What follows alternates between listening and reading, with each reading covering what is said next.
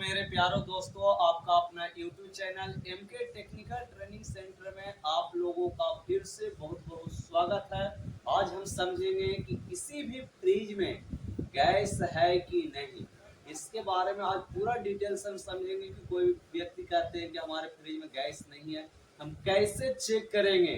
इसे चेक करने का एक सबसे अच्छा मेथड है। यह मेथड आप वीडियो को अंत तक देखिएगा, आपको 100% समझ में आ जाएगा।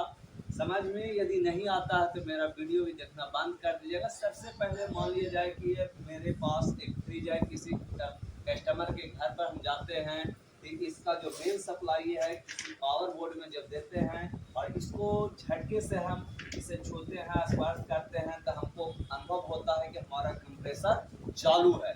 और भी यहाँ कंपनी वाले ने बिल्डिंग करके दिया है, अभी तक यह फ्रिज एक बार भी रिपेयरिंग नहीं हुआ है। इस स्थिति में हम कैसे पता करेंगे? इसे पता करने के लिए सबसे पहले हमारा जो कंडेंसर है, इस कंडेंसर को हम स्पर्श करके देखेंगे कि कितना ज़्यादा गर्म है। क्योंकि देखिए कितना ज़्यादा हीट हुआ है। यदि यह कंडेंसर यदि गर्म नहीं होता और यह फिल्टर भी गर्म नहीं होता तो इस स्थिति में हम समझेंगे कि हमारे सिस्टम के अंदर गैस है लेकिन चोक हो गया। चोक का अर्थ होता है रुकावट पैदा करना। चोक किसे कहते हैं? कि जब किसी पतली पाइप में गैस का संचार ना होकर गैस जहां तहां जम गए हैं, बर्फ के रूप में जम गए हैं, जिससे गैसों का संचार जब तक नहीं होता है, जिसे चोक के नाम से। चोक कहाँ पे होते हैं? दिखाइए, ये कैपिलरी ट्यूब। कैपिलरी ट्यूब का अर्थ होता है एक बहुत पतले पाइप जिसका छिद्र के अंदर एक बॉल भी अंदर प्रवेश नहीं करता। यह 8 से 12 फीट का लगाया जाता है। ये क्या इसलिए लगाया जाता है? लो प्रेशर को हाई प्रेशर में भेजने के लिए। और ये फिल्टर भी गर्म नहीं होता है।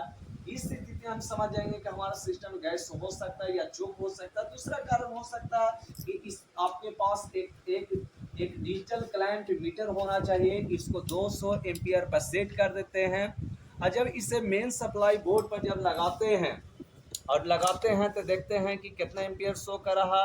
0.5 एम्पियर, 0.5 या ज़्यादातर ये हमारे जो डिजिटल 3, 0.4, 0.34 ही के रूप में फिर आपको हम दिखा रहे हैं कि कितना तक ये शो करता है क्लैंप मीटर। 0.4, क्योंकि यह जो हमारा क्लैंप मीटर 100 पे ओरिजिनल नहीं है, डुप्लीकेट क्लैंप मीटर, जिसके कारण यदि ऐसा होता तो हमारा कंप्रेसर 0.1 या 0.2 एम्पियर लोड पर चलता। यदि इस फ्रिज के अंदर गैस नहीं होता तो 0.4, 0.5, 0.6 के अनुसार चलता। तो इस स्थिति में हम समझ जाते हैं कि हमारे फ्रिज के अंदर गैस लीकेज हो गया। क्योंकि फ्रिज के अंदर गैस का कोई लॉस नहीं होता। गैस है जो एक सेक्शन लाइन से खींचना, डिस्चार्ज लाइन से फेंकना, अर्थात इसके पूरे पाइप में गैस का संचार होता है। किसी कारण बस लीकेज हो जाता है या चोक हो जाता है तो ये हमारा जो सिस्टम है, फ्रिज है, ठंडा नहीं कर पाता है। इस कारण से हम आसानी से पता कर सकते हैं कि किसी फ्रिज के अंदर गैस है कि नहीं।